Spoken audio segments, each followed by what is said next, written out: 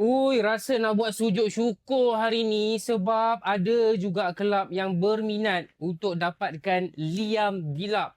Okey, dan kelab itu adalah kelab Itali yang bernama Como. Okey, Como ni memang tengah meningkat naik sekarang di bawah Cesc Fabregas, dan tak sangka selepas membeli Chalobah, kali ini Como berminat untuk dapatkan Liam Delap. Chelsea kasih jadi, jual je dia ni.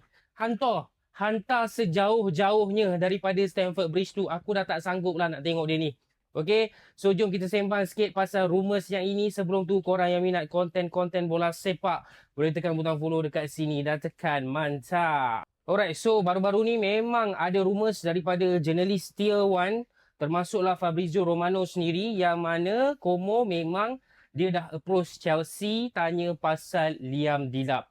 Tapi tak keluar lagi lah pasal harga ke apa ke. Okay, just tanya dulu. Untuk Liam Delap, tolonglah belah daripada kelab aku. Kau tengok background belakang tu. Cantik kan? Itulah Lake Como dekat Itali. Bagi aku, antara tasik paling cantik dekat dunia ni.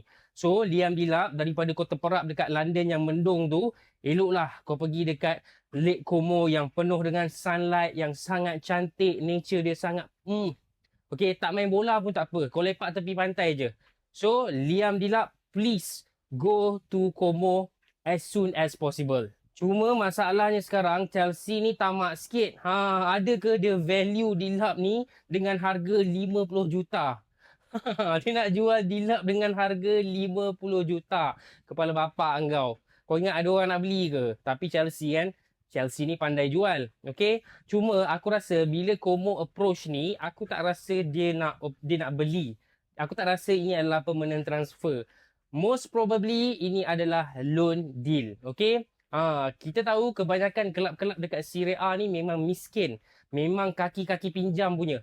Tak adanya nak bayar permanent. Okay? Buat loan je pandai. Dan Como sebelum ni dia dah spend 30 juta untuk dapatkan Chalobah. So aku rasa duit pun dah tak banyak.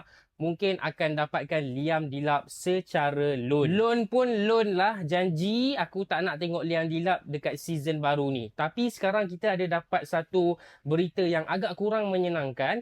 Yang mana seorang lagi striker Chelsea, budak muda. Okay, apa nama dia? Sepayev. Dia pula dah dilonkan ke Burnley. Okay. So dia pun tak akan bermain dengan Chelsea season ni lah.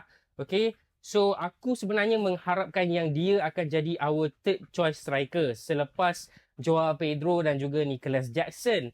Tapi lepas Mamat ni belah, rampak gayanya macam susah lah juga kalau Liam Delap nak belah kan. Sebab kalau Liam Delap belah, dia belah tinggal dua striker je lah.